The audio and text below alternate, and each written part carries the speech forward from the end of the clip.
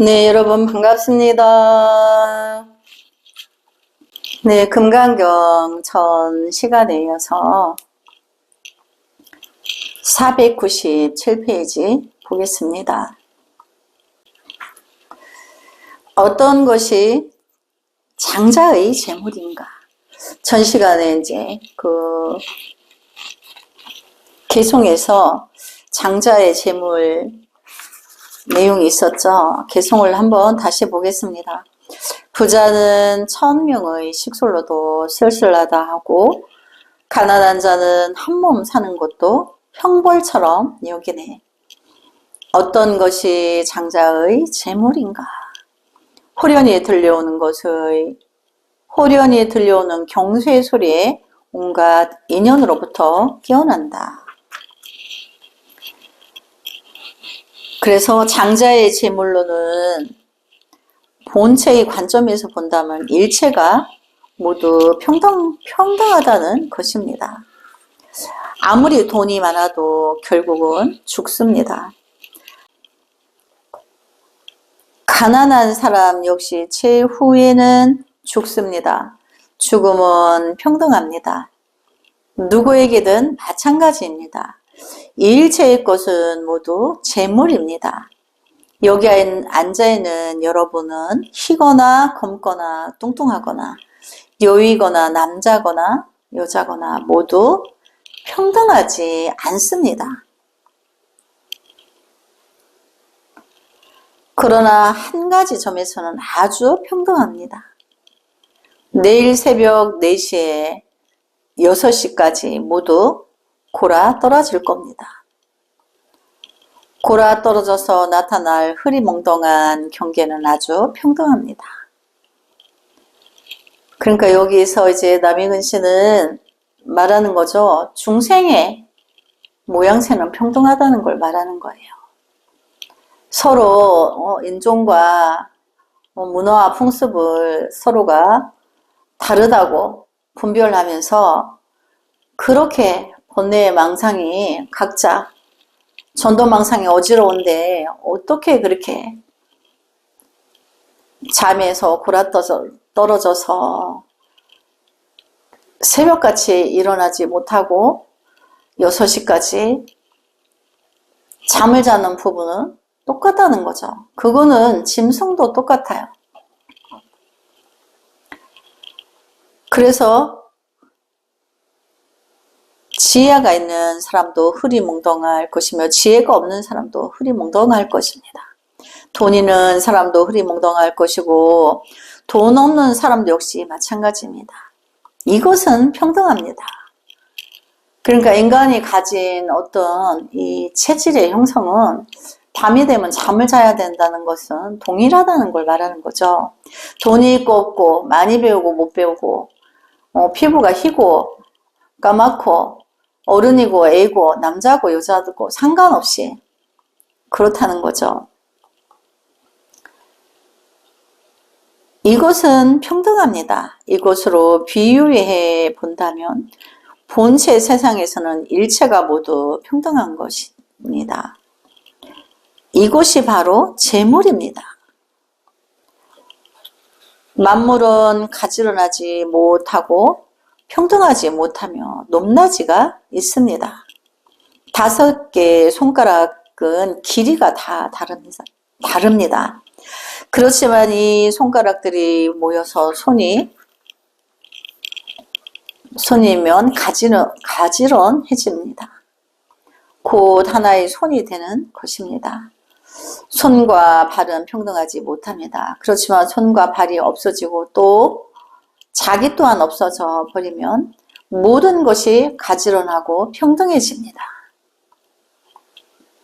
이것이 장자의 재물론입니다. 이 이치가 이해된다면 복부에도 크고 작은 것이 없음을 알 수 있을 겁니다. 후련 들려오는 경세 소리에 온갖 인연으로부터 깨어난다. 진정한 복부란 어떤 것일까요? 청복입니다. 바로 인간의 청복입니다. 진정으로 고통과 번뇌가 극한에 이르렀을 때 일체의 고통과 번뇌를 도저히 해결할 방법이 없을 때 깊은 산속의 예철로 달려가 우연히 땡 하는 경세 소리를 듣고서 후련히 깨어나 온갖 생각이 다 공유되어 버립니다. 이때는 아무것도 존재하지 않습니다. 참으로 긴 꿈에서 막 깨어난 것입니다. 이것이 대복보입니다. 그래서 대철대오한 자리를 이렇게 표현하는 거죠. 대철대오, 확철대오한 자리를 청복이라 하고 대복보라 한다는 거예요. 인간의 삶이 너무 고통스러워서 한달음에 절로 달려갔는데 마치 새벽에 종이 울려서 그 범종의 소리에 모든 고뇌가 쉬어지고 본래 자기 안에 영원히 고요한 자기의 본래 성품이 드러나게 되어서 모든 불법의 인연이 깨어난다는 거예요. 지혜가 발현된다는 걸 말하는 거죠.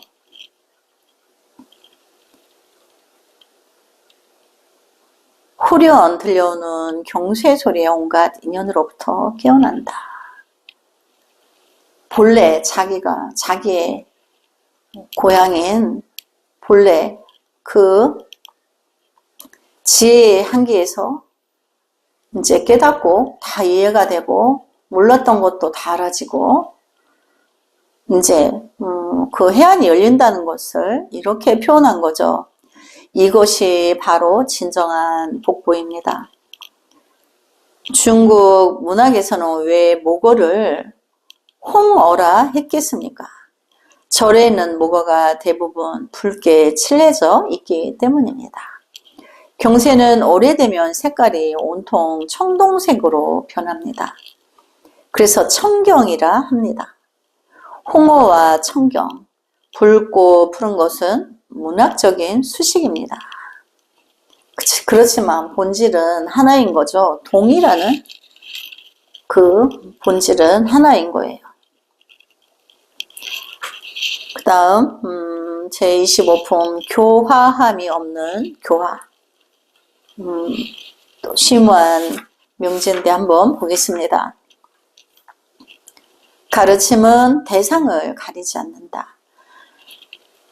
금강경은 이제 전체적인 결론을 내리고자 합니다. 결론은 한마디로 교화함이 없는 교화입니다. 무엇을 교화라 할까요? 당나라 이전에는 대부분 불경에서 교화라는 말을 사용했지만 당송 이후에는 사람을 제도한다라는 말을 사용했습니다. 제도, 교화라 해도 교화하기가 아주 제도도 좋고 교화도 좋습니다. 그렇지만 제도라 해도 제도할 수 없고 교화라 해도 교화하기가 아주 힘듭니다. 원명시대에 이르러서는 아예 이 두 개념을 합쳐 제도하고 교화한다라고 했습니다. 여기서 제도하고 교화하는 것이란 사실 교육을 말하는 것으로 사람을 감화시켜 변화하게 하는 것입니다. 그래서 본문을 보겠습니다. 수보리여 그대 생각은 어떤가?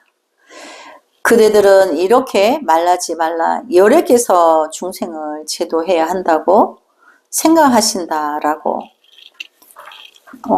부처님 그렇게 말하지 말라라고 하시는 거죠.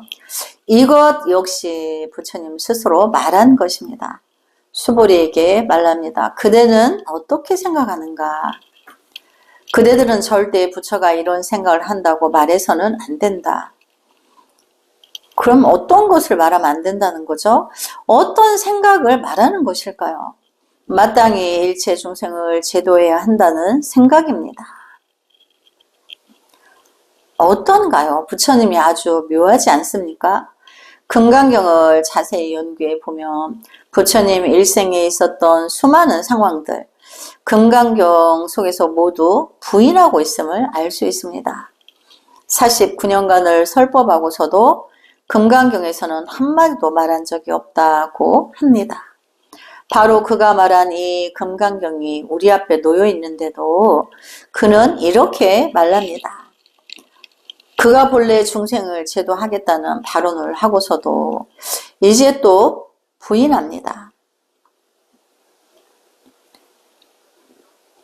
여보게, 착각해서는 안 되네. 그렇게 생각하지 말게. 내가 일체 중생을 제도하려 했다고 그렇게 생각해서는 절대 안 되네. 글자 그대로 해석하면 이렇습니다. 부처님이 말씀하신 글자대로 해석하면 그렇다는 뜻인 거죠. 그래서 다음 본문을 보겠습니다. 수보리여, 이렇게 생각하지 마라. 왜냐하면 실로 요래가 제도한 중생은 하나도 없기 때문이다. 만약 요래가 제도한 중생이 있다면 요래에겐 아인 중생 수자가 있다.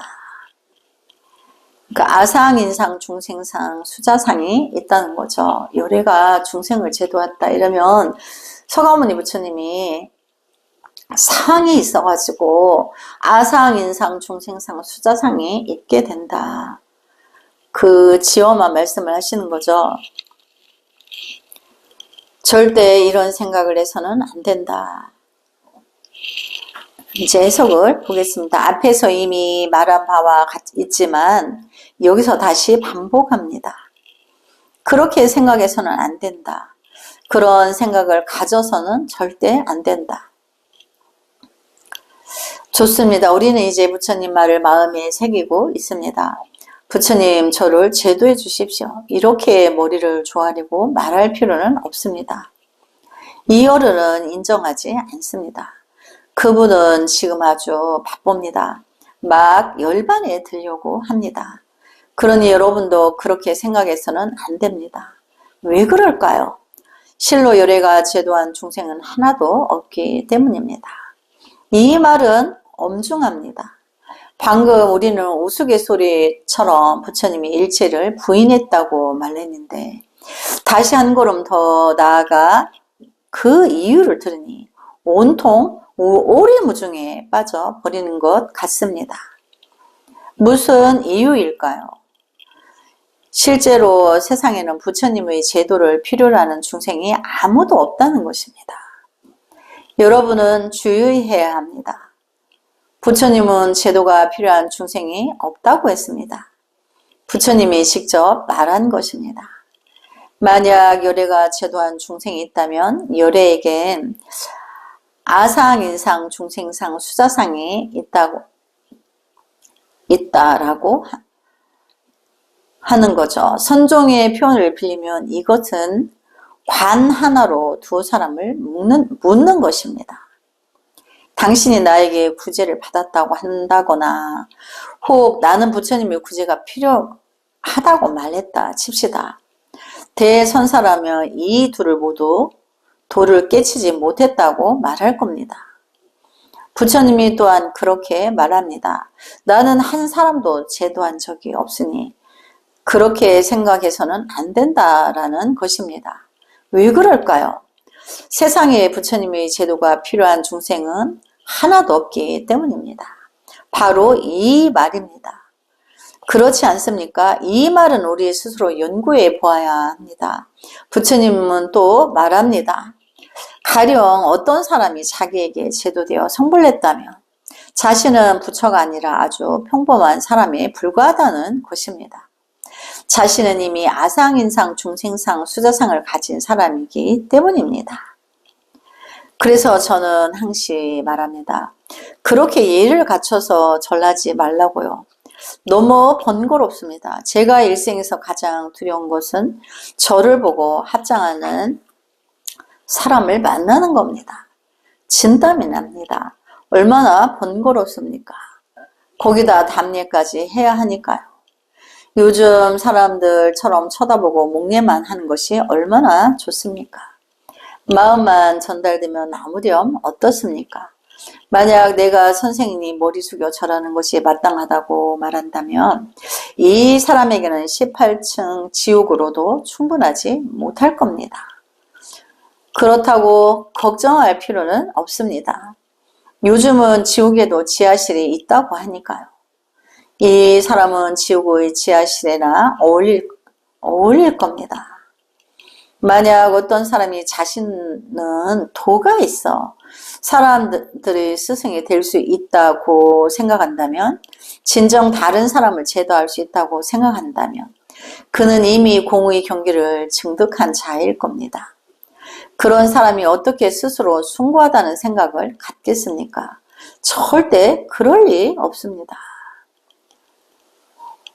공의 경계에 든 사람은 자신을 높인다거나 낮춘다거나 내가 일체 중생보다 내가 높다고 깨달았으니까 높다고 생각한다거나 그런 분별은 1도 없습니다. 그래서 공을 증득했기 때문에 거기에는 모든 생명이 평등함을 알고 일체 중생이 이미 부처의 종자를 가지고 있음을 알고 하나하나의 각자를 다 공경에 마지 않는 것이지, 그 사람이 악행을 하고 모질고 야만인처럼 하고 그런 데다가 경배하는 게 아니에요. 그 자도 그 안에 마음에 불성이 가지고 있는 그 불종자를 보고 경배하고 공경하는 마음을 갖는 거예요. 비굴함으로 그렇게 하는 게 절대 아닌 거죠. 상대의 불성을 공경하는 겁니다. 그래서 그는 이미 공의 경계를 증득한 자일 겁니다. 그런 사람이 어떻게 스스로 숭고하다는 생각을 갖겠습니까? 자기가 숭고하다고 생각하는 사람은 남은 모든 상대적인 사람들은 숭고하다고 생각하지 않기 때문에 그들을 폄하합니다. 자기를 특별히 생각해요. 그러면 이제 아상이상, 중상, 중생상, 수자상이 있는 거죠. 그것이 사상이라는 사상을 가지고 있다는 거예요. 천하의 몹쓸 병이 사상인 거죠. 아상, 인상, 중생상, 수자상이 천하의 중병에 걸린 사람들인 거예요.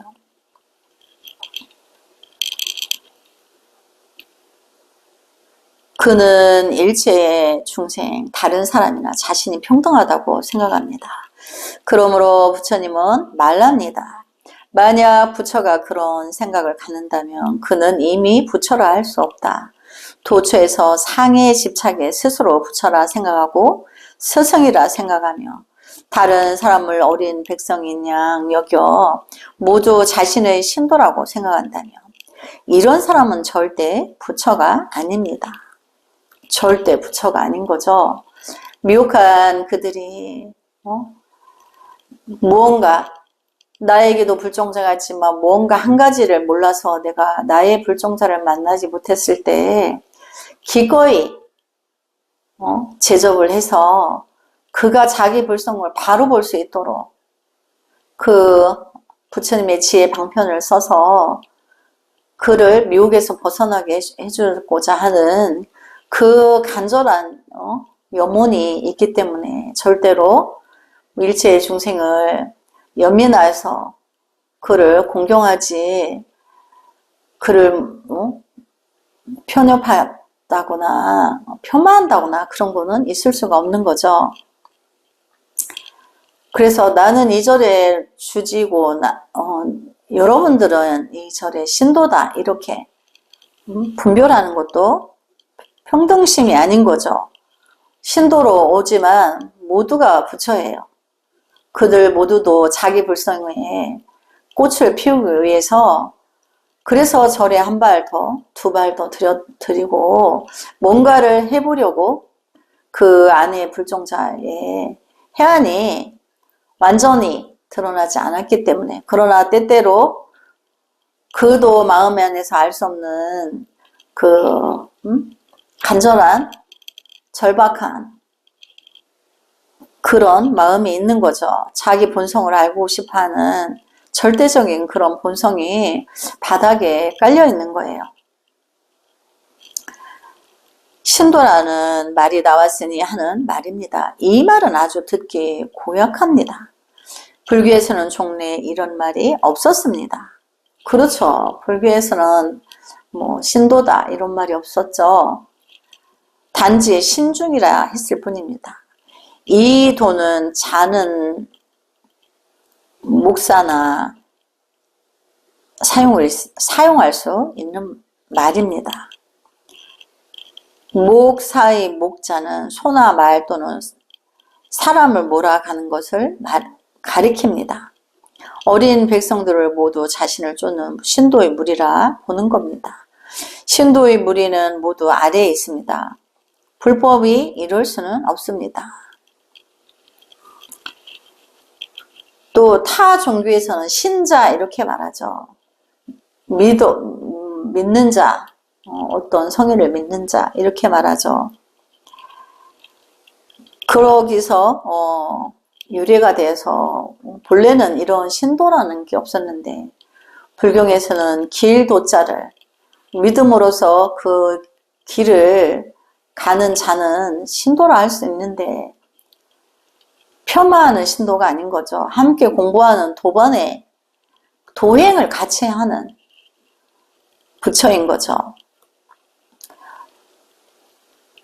이전에 어떤 불교계 인사가 신도의 무리라고 표현하는 것을 듣고서 깜짝 놀란 적이 있습니다.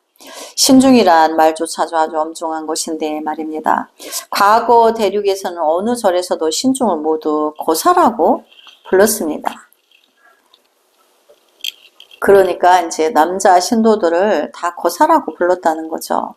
제가 아미산에 있을 때 나이가 지극한 어떤 스님은 원숭이가 나오는 것을 보고 원숭거사가 나왔다고 했습니다.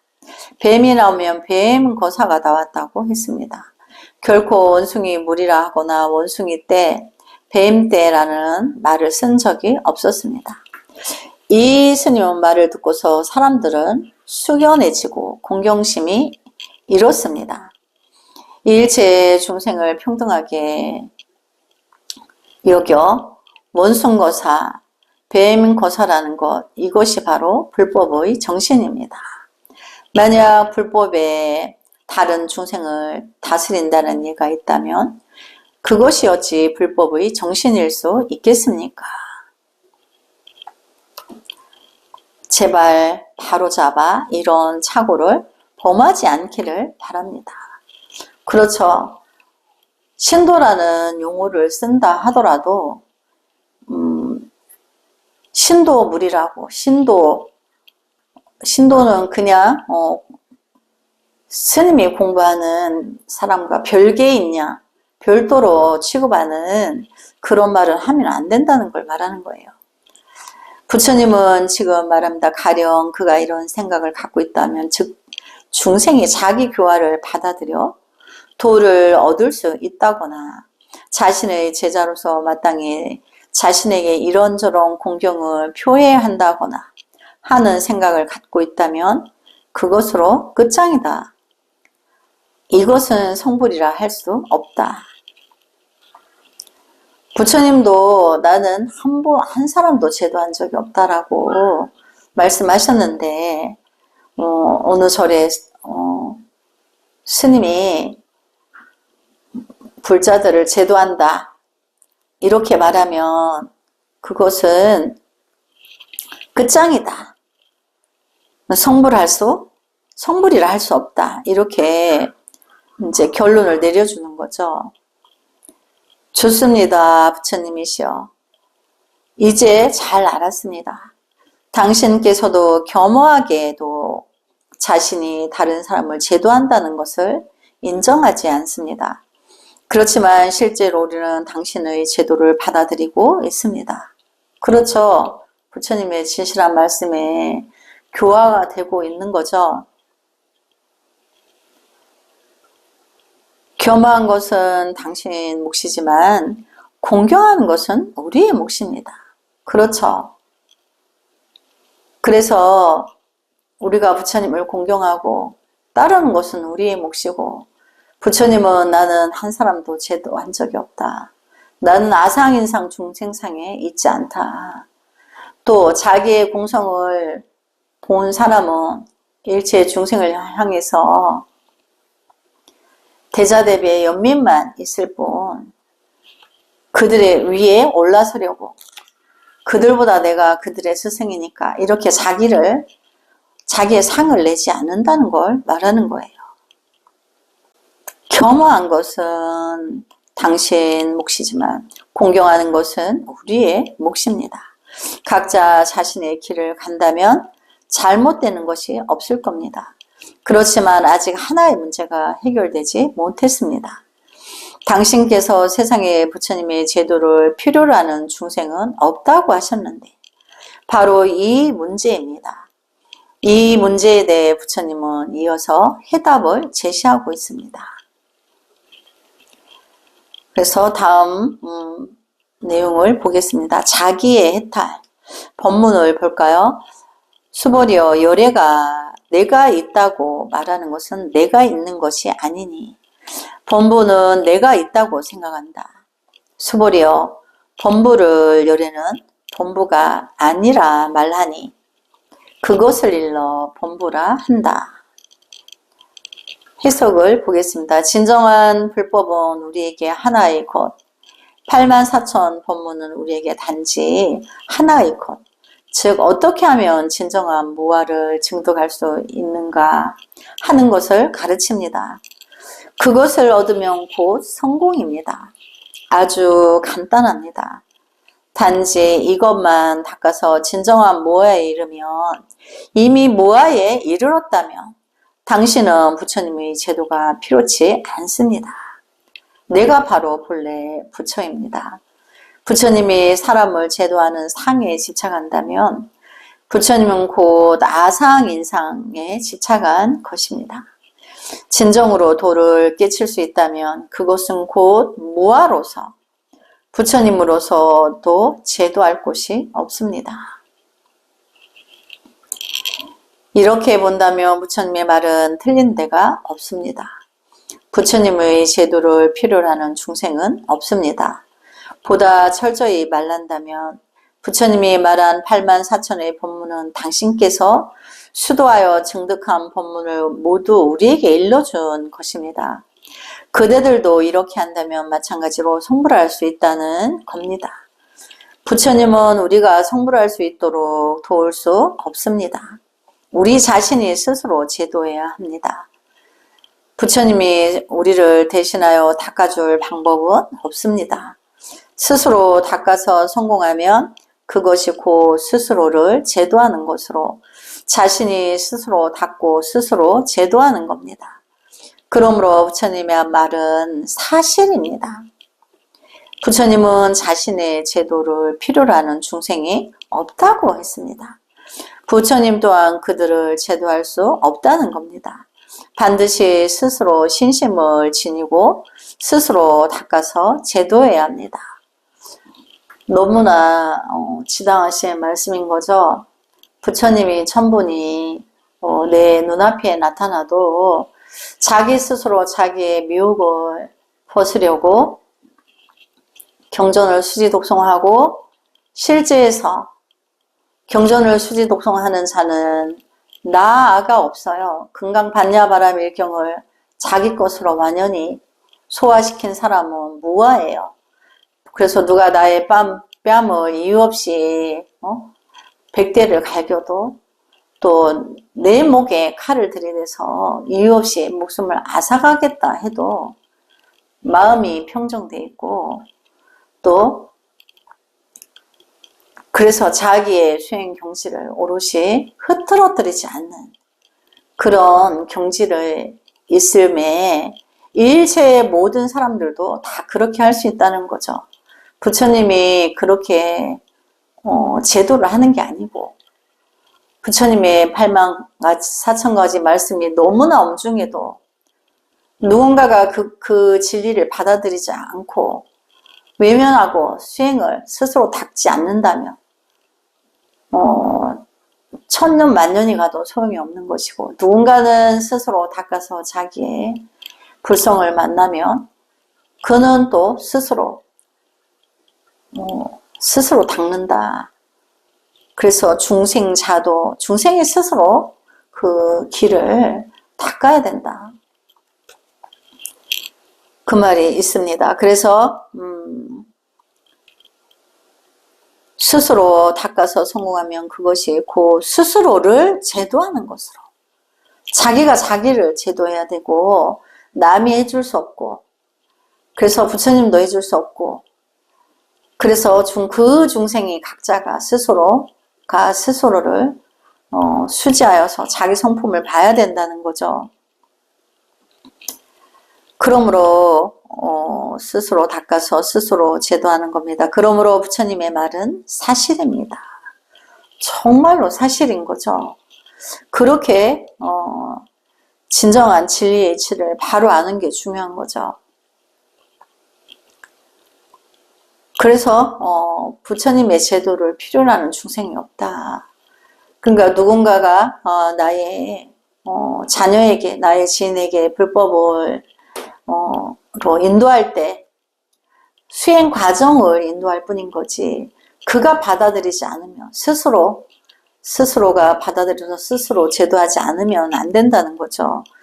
비유하자면 내가 진수성찬에 밥을 차려주었는데 자기가 숟가락으로 떠먹어서 자기 몸에 소화가 되도록 하는 것은 그 자신만이 할 수 있는 거지, 내가 대신 먹어줘서 내가 대신 먹은 것으로 그에게 영향이 1도 안 간다는 거와 같은 거죠. 그래서 반드시 스스로 해야 된다는 거예요. 부처님 또한 그들을 제도할 수 없다는 겁니다. 반드시 스스로 신심을 지니고 스스로 닦아서 제도해야 합니다. 따라서 부처님의 말은 한 군데도 틀린 데가 없습니다. 그렇지만 부처님이 표현하는 방법은 사람들을 놀라게 합니다. 한마디 한마디 하는 말마다 이해하기가 매우 어렵습니다. 사실 이치는 아주 간단합니다.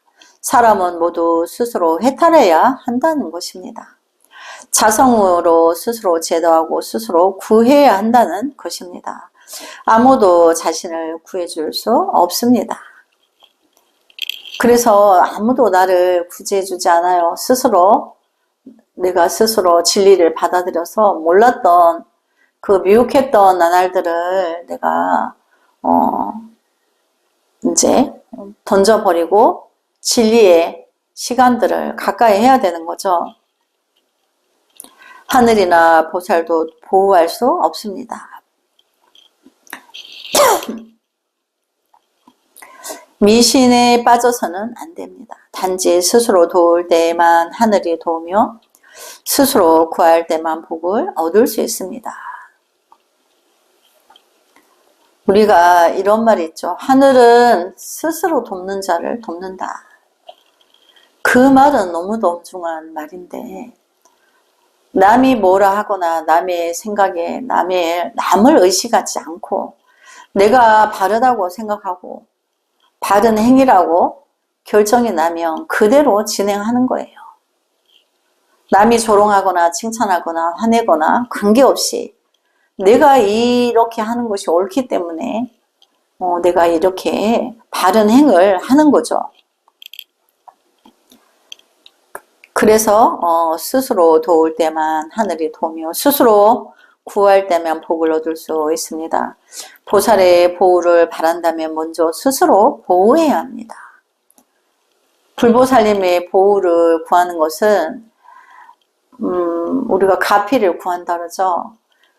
그래서 그 가피를 내가 구하려면 내가 먼저 누군가에게 가피를 주어야 되는 거예요. 베풀고 보시하고 진실한 마음을 나누어 주어야 되는 거예요.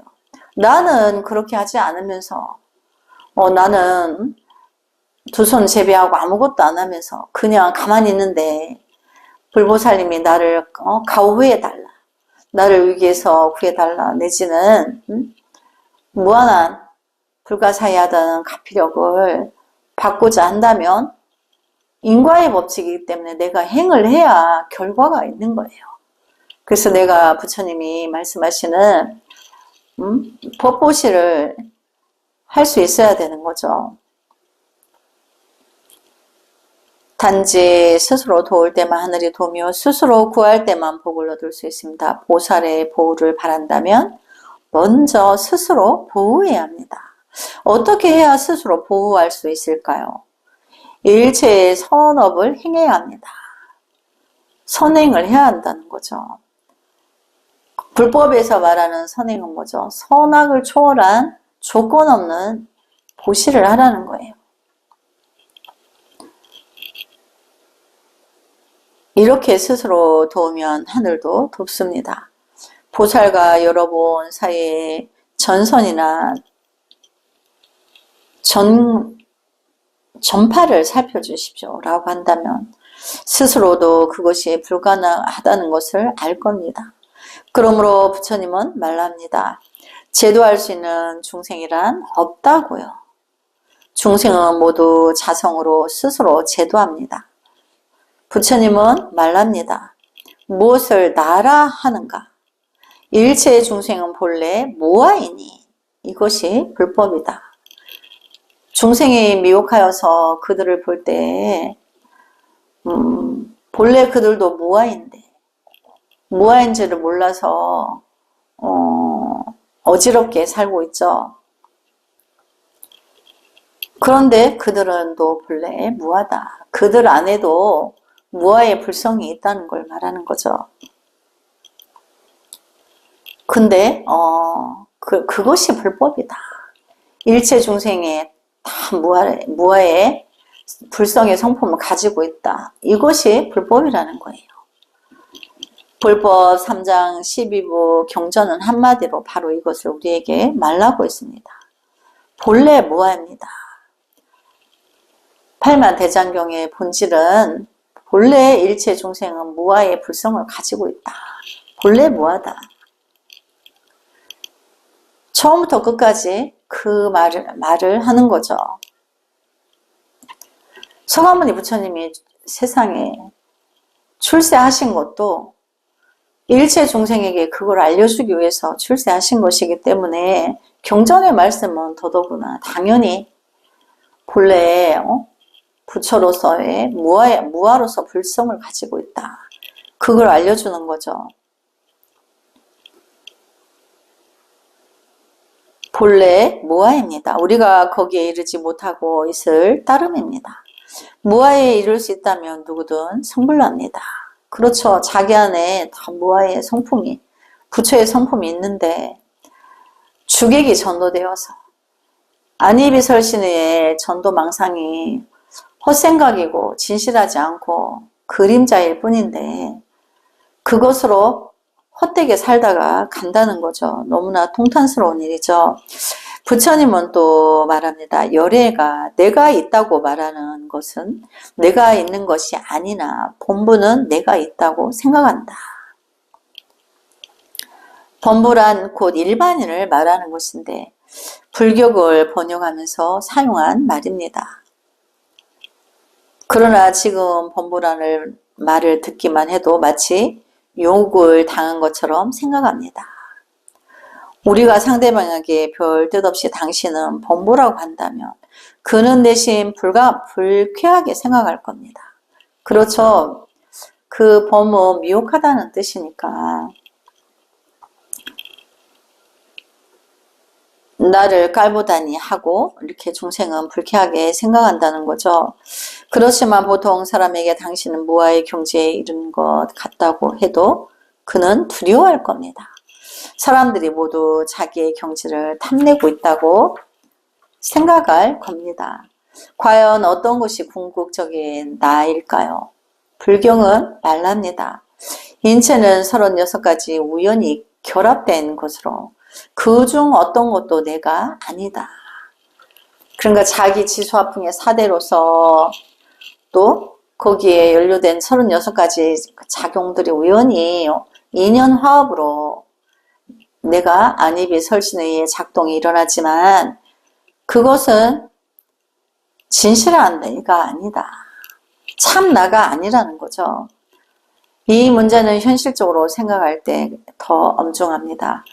인체의 수많은 세포들이 모두 나인데 그중 어떤 것도 내가 아니라 한다면 나란 도대체 어디에 있는 것일까요?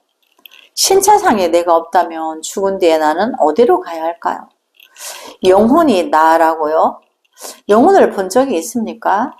문득 들리는 경세 소리에 온갖 인연으로부터 깨어난다는 것이 바로 이 경계를 말합니다.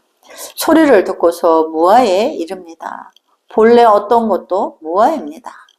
어떤 것도 나라고 할 만한 것이 없습니다. 이 무아의 경계를 부처님은 단지 나에게 분석해서 들려주고 있을 따름입니다. 우리가 선을 배우고 타자를 하는 것은 무엇을 증득하기 위한 것인가요? 바로 무아의 경계를 말하고 있는 것입니다. 이 무아의 경계를 부처님은 단지 나에게 분석해서 들려주고 있을 따름입니다. 우리가 선을 배우고 타자를 하는 것은 무엇을 증득하기 위한 것인가요? 바로 무아를 증득하기 위함입니다. 이것이 바로 성불입니다. 우리가 타자하고 있을 때 속에서 일어나는 속삭임들은 모두 나를 가지고 노는 겁니다. 아집인 나를 말하는 거죠. 그렇지 않으면 호흡을 가지고 놉니다. 들어왔다 나갔다 하는 것을 마치 돈 세듯 그렇게 세고 있는 겁니다. 하나, 둘, 셋, 넷 이렇게 호흡을 세고 또 마음으로 바라보곤 합니다. 한 모금 들이킨 숨이 나가버리면 1000번 헤아리더라도 그 숨은 다시 머물지 못합니다. 도대체 거기서 뭘 하고 있는 겁니까? 모두 나를 가지고 노는 것일 뿐입니다. 이렇게 해서는 무아에 이를 수 없습니다. 불법을 증득할 수 없습니다. 그러니까 호흡을 할 때 호흡에 집중해서 다른 생각의 전도망상은 들어오지 않아야 된다는 걸 말하는 거죠. 그렇게 생각이 호흡하면서도 여러 가지 전도망상이 일어나면 무아에 이를 수 없고 불법을 증득할 수가 없다. 이 말씀이신 거죠. 네, 오늘 여기까지 공부하고 다음 시간에 이어서 하겠습니다. 나무 소가모니불 성불하지 않겠습니다.